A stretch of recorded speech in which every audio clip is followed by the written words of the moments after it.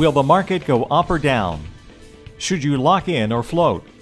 Find out this and more with Master of the Markets, hosted by Barry Habib of MBS Highway. Brought to you by Paramount Residential Mortgage Group.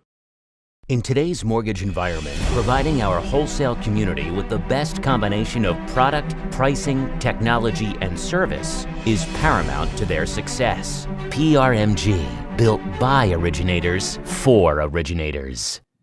Welcome to another edition of Master of the Markets. I'm Barry Habib at MBS Highway.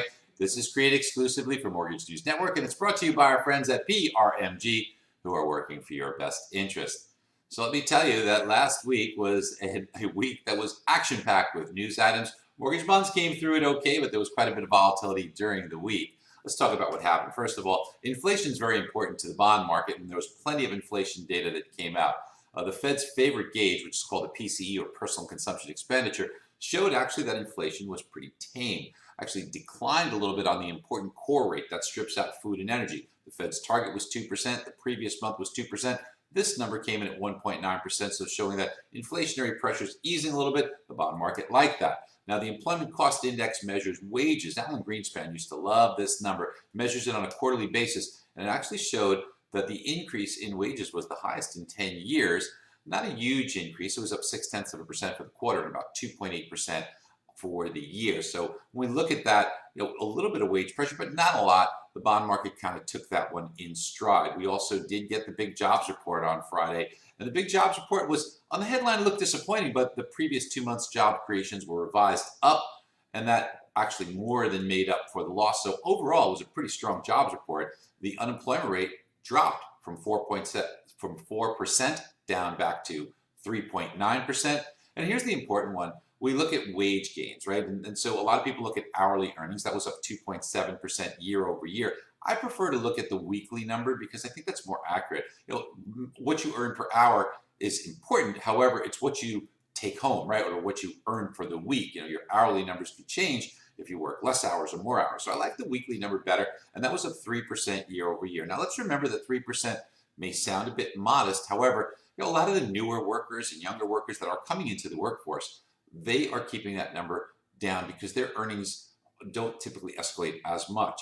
If you take them kind of a little bit aside from the equation and look at people that could be entering the housing market, well, the earnings were a little bit above 4% there. So pretty strong numbers overall. Now, we did get some housing data because housing is always important. And we did get the numbers from Case-Shiller. And Case-Shiller came on showing that home prices rose nationally 6.4%. If you take their top 20 cities, metro areas, it rose by 6.5%. These are really strong numbers. Now, the one caveat here is this is for the month of May, and you're going from May of 2017 to May of 2018, and we have had a bit of a slowdown, in my opinion, over the summer months of June and July, and one of the reasons for that is because of currency. Now, I should mention to you that before we get into the currency, that we did get the Fed also last week came out with their statement. They kept interest rates unchanged. There was no meeting. They'll only typically change rates unless it's an emergency with a meeting afterwards. So no change in rate, and they were still pretty upbeat on the economy. Market pretty much, again, didn't react to that one. So as I mentioned to you, the housing market, I think there's a relationship with what's going on with currencies. And here's the thing you have to understand. We've discussed this in the past, but I just want to illustrate this and show this to you because I think this is important. There's areas in the country like Southern California where there is a lot of foreign buyers. And Southern California happens to specifically be Chinese buyers. On a dollar-based volume, they make up 15% of the dollar volume of real estate purchases. So that's a pretty big number. And what they've seen is their currency has weakened significantly against the dollar. So why has this happened? Well, you're hearing all this stuff about tariffs. Let's bring this home for you, right? So if the U.S. were to say to China, hey, we don't think this agreement that we have, the arrangement that we have is fair, so therefore we think in order to make it more fair, we're going to put some tariffs on your products so as they come into the United States, they're a little bit more expensive, giving us a more, in the United States' view, a more competitive landscape for U.S.-based companies to sell their products. Well, the Chinese have done something very interesting. So their view of it is, hey, we've got an agreement in place, and U.S., you're changing that agreement. So you can see both sides of it, right? But the Chinese are doing something that's pretty interesting. They're saying, okay, you're going to hit us with a 10% tariff. What we can do to offset that is weaken our currency against the dollar. In other words, making their currency, the Chinese yuan, renminbi, a bit less expensive against the dollar, so the dollar could buy more renminbi.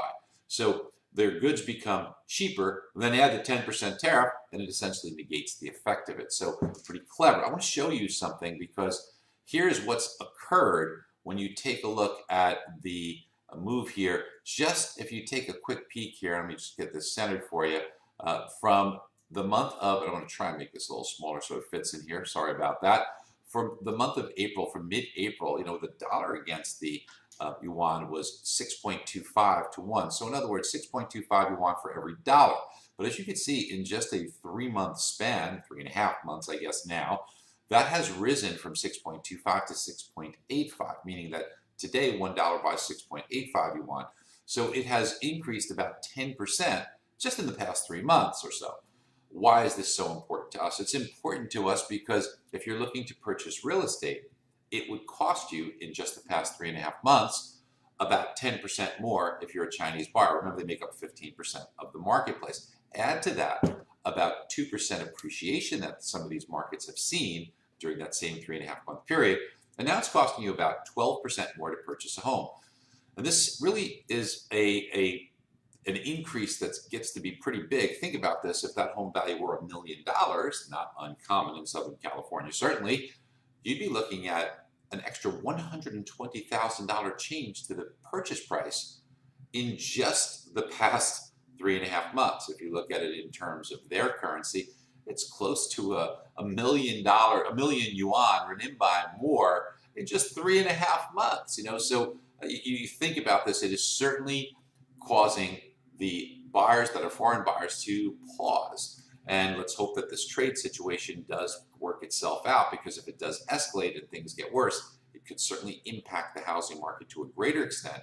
And if you're on the coasts, and if we see this happen with European currency, the same thing could start to take place in areas, especially where Europeans make purchases, places like the Northeast. All right, team, listen, I hope you guys have a great week ahead. If you haven't done so, get on MBS Highway. Because you need to be the expert in your market. You need to be the advisor. Don't think because you know how to put an application together that makes you an advisor, okay? You really need to transition. Don't you see what's going on out there, team? Don't you see Amazon thinking about getting into the mortgage business, fintech, all this digital, trying to cut you out, okay? They're trying to cut you out. Technology's trying to cut you out. You think about how dependent you are on this, right? This is 9 years old. Think about where it's come in 9 years, and it's now your whole life, right? So the mortgage industry is going to go through some really rapid changes.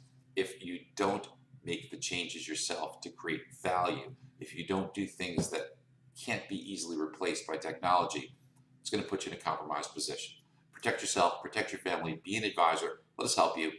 It's a tiny cost relative to the amount that you earn and preserve. Get on MBS Highway.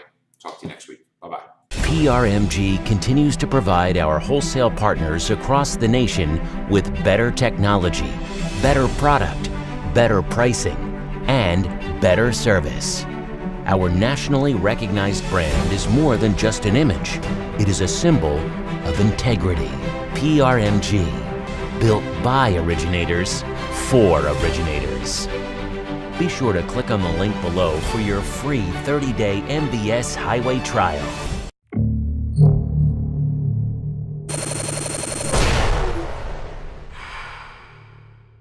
This is Mortgage News Network.